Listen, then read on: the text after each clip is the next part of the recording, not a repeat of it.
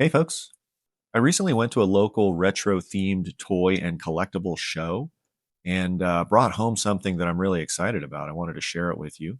So I'll take you on a little tour across the show floor just so you can see what I saw, and then we'll dive into the hall.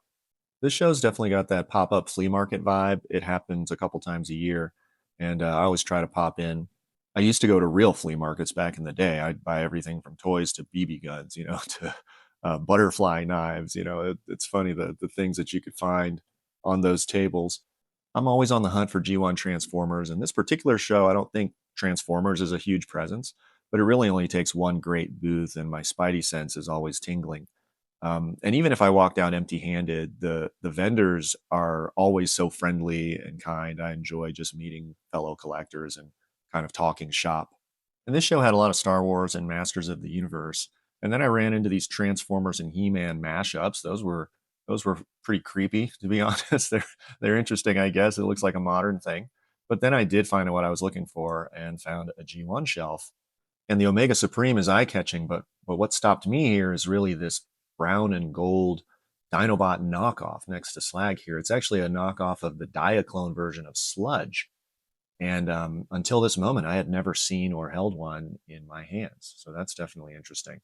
Then at this other booth, I didn't get a great shot of it, but you've got a complete G1 Scorponok in its original foam. And a couple of booths down, there's another small G1 table. And here's a Rodimus Prime in his plastic wheel variant. He's missing his yellow spoiler, which is one of the harder pieces to find. We've got a rough looking Galvatron, but then on this other shelf, there's a Motormaster. And hiding behind him is a nearly complete bag of Menasor combiner parts. And here's the Rise of the Beasts popcorn bucket. I think it was 50 bucks for the toy and popcorn at the theater. And this vendor was definitely into Transformers. And so thanks to him, I was able to see another artifact that I had never seen with my own eyes or held with my own hands. And this is Sonic Bomber. He's a 1990 Japanese release with the Transformers Zone line. These were like the dying breaths of G1 Transformers. And he's a combiner. He combines with a couple other toys, Die Atlas and Roadhugger, and they become this like super vehicle.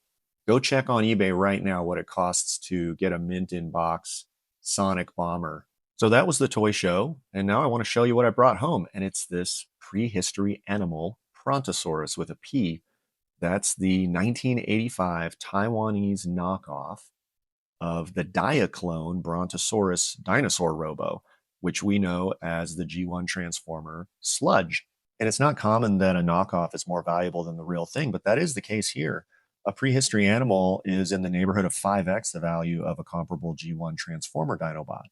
They're heavily and elaborately retooled, they're very high quality, and they're exceedingly rare. And calling it a knockoff kind of does a disservice to the toy. They've rebuilt completely several elements of the toy, so it's nearly unrecognizable. You can see the head compared to Sludge has this beak now and a crest on the top. And the more significant addition is these elaborately detailed golden wings. Take a close look and you can see the remarkable amount of greebling on there. And then along the spine of the toy, all the way from the neck down to the tail, is this ridge of spikes. So I'm going to try to transform this toy for you, and I admit that I'm actually terrified of this. Between the toy's age and rarity, and then the joints being quite tight, that gives me a lot of trepidation. And the worst part is I can't help but associate this brown plastic with gold plastic syndrome, which, if you haven't heard of it, is this phenomenon with old gold colored plastic that as it aged, it became incredibly brittle, just breaking under the weight of the toy itself. But it turned out my fears were unfounded. This toy is such high quality, it transformed with no problem at all. It's exactly the same sequence as G1 Sludge, including those fiddly shoulders that need to be rotated around as the wings open up. Just a couple of final moves here to get the fists out and the hips in the correct position. You'll notice that the chest is painted yellow, unlike the red Transformer. As I understand it, these came in a variety of colors, red, yellow, and maybe blue. And here we have the prehistory animal Prontosaurus, looking like King Ghidorah if you were a robot. And up close, we've definitely got Sludge's head here, some really nicely applied yellow paint, and the Diaclone cockpit door. But there is another. And this one's not from the toy show. This is from my personal collection, and it was my childhood toy. This is the Grimlock entry in the prehistory animal lineup called Tyuannosaurus. So this one, much like the Sludge knockoff, is of similarly high quality and an elaborate retooling of the Diaclone T-Rex toy. He doesn't have wings, but he does have sharp teeth, a horn, and a golden tongue. And because of that tongue, I remember some collectors had nicknamed this toy Grimlick instead of Grimlock. And that's the haul from the toy show, the Prehistory Animal Prontosaurus, an exceedingly rare and unique Taiwanese vintage knockoff. And if you enjoy this sort of thing, I hope you'll take a look at some of the other videos on the channel. We do trivia, history, engineering details, and repair techniques.